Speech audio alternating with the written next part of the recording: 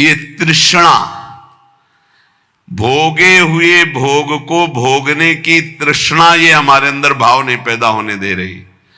जहां हम कमर कसते हैं कि आज से हम ठीक से चलेंगे, कोई गलती नहीं करेंगे, फौरन माया अनुकूलता प्रदान करती है। फौरन लो, आज से कोई भोग का विरोध नहीं होगा, हर भोग भोग लीजिए।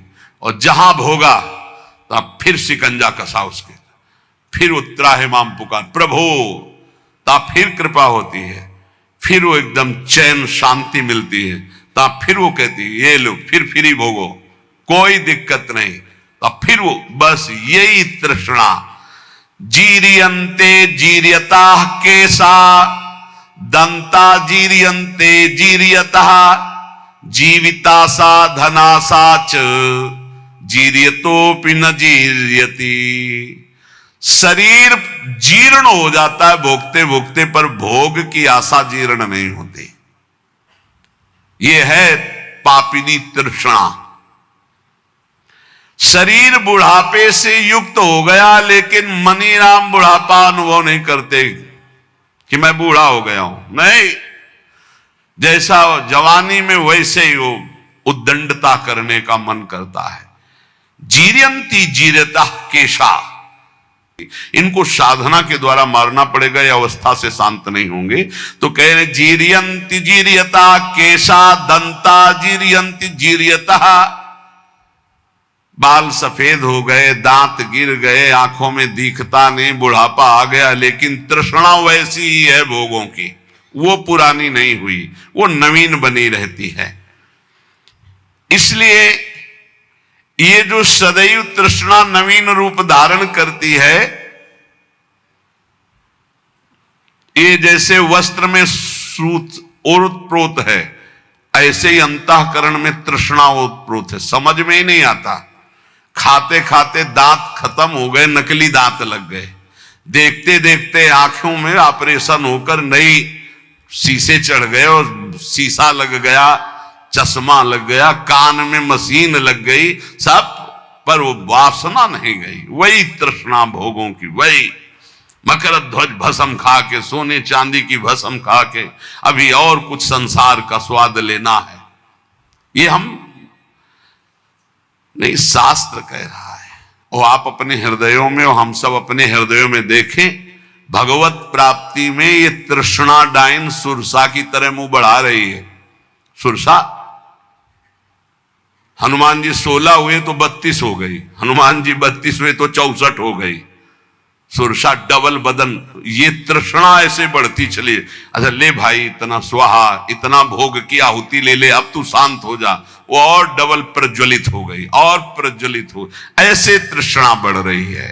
तथैव तृष्णा वित्तेन वर्धमाने न वर्धते अनंत पारा दुष्पूरा तृष्णा दोष सतावह अधर्म बहुला चैव तस्मात्ताम परिवर्जयेत्।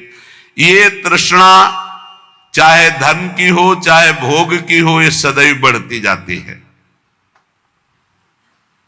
जब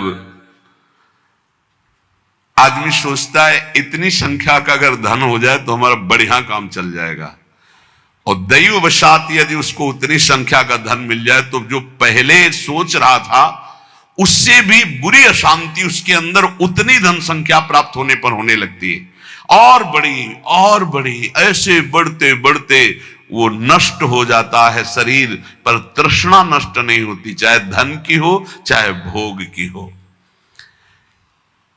इसलिए उपासक को इस तृष्णा रूपी पापिनी को पहचान करके नष्ट करना ही चाहिए, पूर्ति नहीं। पूर्ति करने से बढ़ती और ना देने से ये नष्ट हो जाती है। नष्ट करने से ही शांति मिलेगी। तृष्णा भोगे हुए भोगों की, पकौड़ा चटनी चाहिए, ये चाहिए, जबान, दांत, आंख, कान, नाक, सब इंद्रियां है, दुष्टों ने जीवन बर्बाद कर दिया। पूरा दिव्य मानव जीवन जो भगवत प्राप्ति के लिए था, बर्बाद। कितना निकृष्ट, बलिष्ठ होने के लिए कितना निकृष्ट उतर जाता है खान पान व्यवहार में। अब आप विचार कीजिए, वो जो जिसमें अंडा जिसे कहते हैं उसके अंदर कितना लिबलिबा गंदा पदार्थ होता है। उल्टी नहीं हो जाती इन लोगों को? उल्टी हो जाए, बमन हो जाए देख के, कैसा स्वभाव बन गया। दूसरे के मांस शरीर के ऐसे शौक से खा रहे, घृणा नहीं होती? और तुमको ये नहीं पता है कि तुम धर्म विरुद्ध आहार कर रहे हो, ऐसे ही तुम्हारा नोच नोच के काल तुम्हारे मांस खाएगा। कैसे? बोले हमने तो नहीं देखा नोचते हुए। तो देख लो जहां एक्सीडेंट होता है, नहीं? यहां सरिया घुसे, यहां घुसा, यहां घुसा, यहां घुसा, आप जिंदा फड़फड़ा रहे हैं, दृश्य देख लो। काट काट के वो सब निकालते निकालते घंटों लगे उसमें, फिर स्वाहा हो गए, आहुति हो गई। किसी को भी यहां यदि तुम सुख दोगे तो वो सुख 1000 गुना बढ़कर तुम्हारे जीवन में आएगा, और किसी भी जीव को दुख दोगे तो 1000 गुना बढ़ के मिलेगा। महाभारत में एक तितली की गुदा में बंबूल का कांटा डाल के छोड़ दिया मांडव्य ऋषि ने, तो सूली डाल करके निकली नहीं, काट दी गई, अणिमांडव्य पड़ा। महाभारत में देख लेना। तितली कोई मनुष्य नहीं है, पर वो भी जीव है। उसकी गुदा में बंबूल का कांटा, तो ऋषि की गुदा में सूली चुभ हो गई। हम तुम तो बहुत छोटे जीव हैं, वो बहुत बड़ी तपस्या में संलग्न महापुरुष मांडव्य ऋषि, अणिमांडव्य, जिन्होंने सीधे धर्मराज से जाके बात की। यहां यमदूत को देख के सोच और लघुशंका एक साथ छूट जाती है, वो सीधे जाके धमकाए और साप दे दिए, जा 100 वर्ष तक मनुष्य आयु को भोग, तब तुझे पता चलेगा। धर्म के निर्णय में चूक कर दी। मैं 8 वर्ष का था, मुझे ज्ञान नहीं था, बालक था, फिर मुझे ऐसा भयानक दंड क्यों दिया गया? इसलिए हम संकेत में बता रहे, तितली की गुदा में बंबूल का कांटा छोड़ा तो उनकी गुदा में सूली चुभ होकर के काट दी गई, निकली नहीं। और तुम खा रहे हो इन पशुओं के मांस को, तो तुम्हारी दुर्दशा नहीं होगी? तुम्हें पता नहीं? इस एक जबान के लिए 2 अंगुल का है खेल सारा।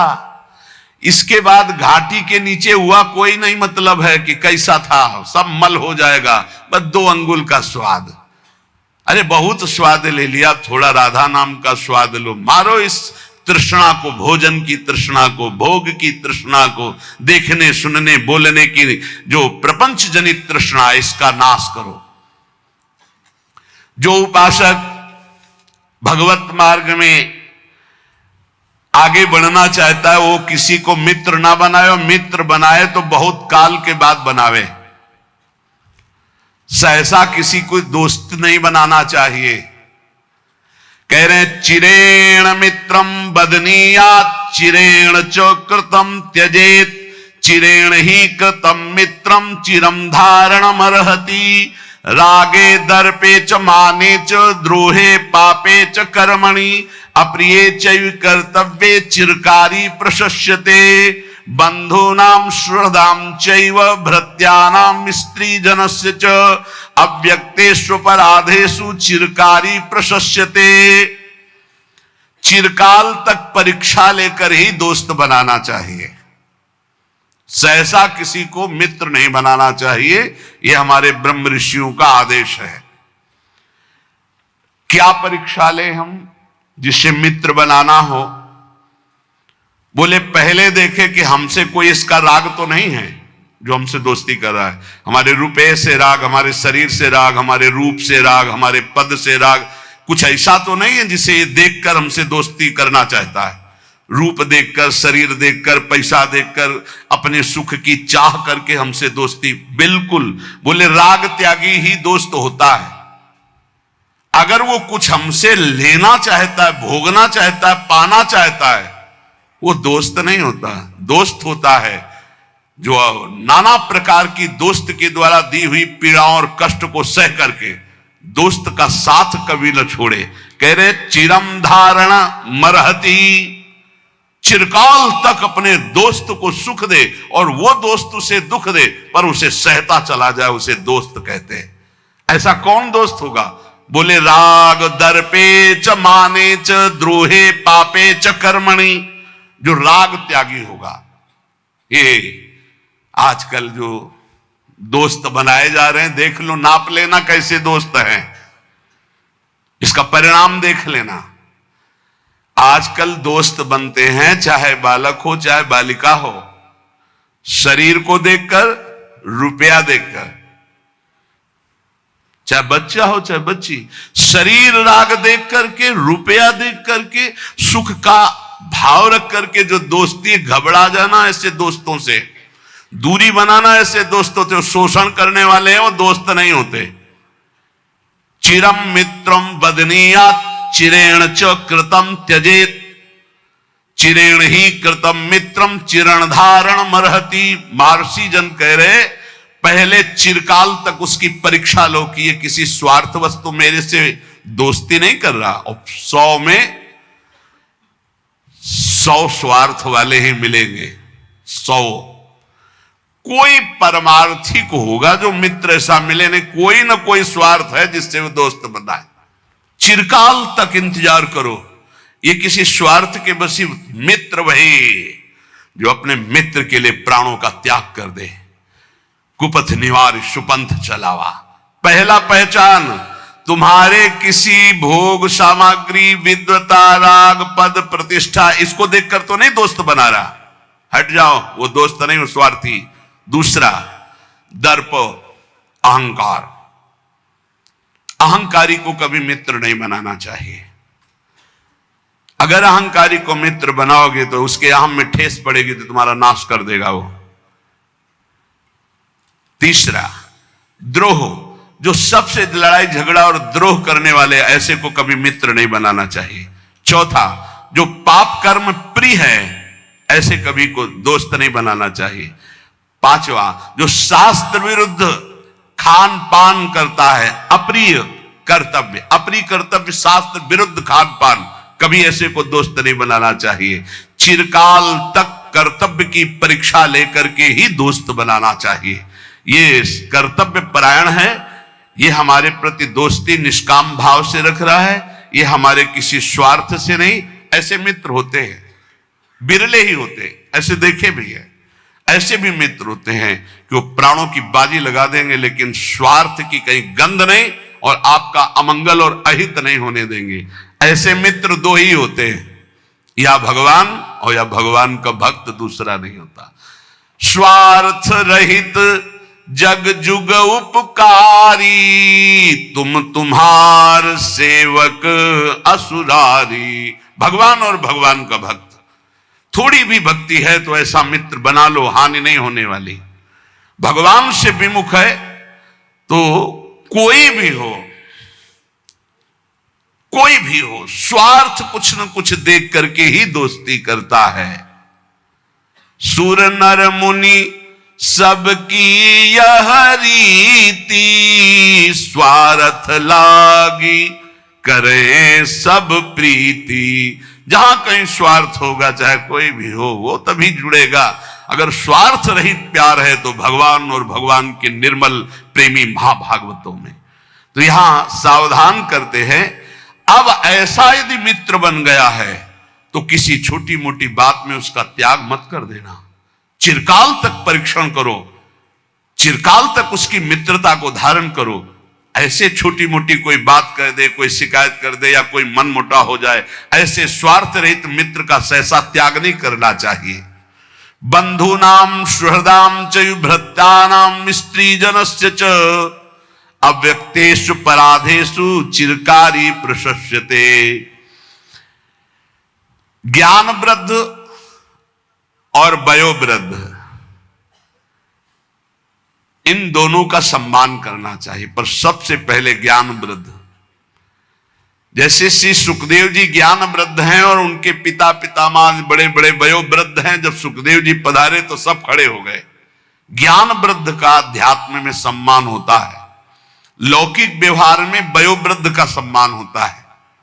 बोले 80 वर्ष के हैं तो प्रणाम, और भगवत मार्ग में ज्ञान वृद्ध का, अगर वो 10 वर्ष का भी है और वो भगवान की भक्ति में बढ़ा हुआ है तो देखो, गुरु का नाम पीछे आया, चेला का नाम पहले आया। प्रहलाद, फिर नारद, जबकि नारद जी गुरु है प्रहलाद जी के, पर जब भक्त नामावली का गान करते हैं प्रातः स्मरणीय भक्तों में, तो प्रहलाद नारद पराशर पुंडरीक व्यास अम्बरीश सुकसौनक भीष्म दालभ्याम। पहले प्रहलाद जी का आया, अद्भुत भक्ति, अद्भुत निष्ठा। तो यहां ज्ञान वृद्ध का सम्मान अध्यात्म में होता है, व्यवहार में वयोवृद्ध का सम्मान होता है।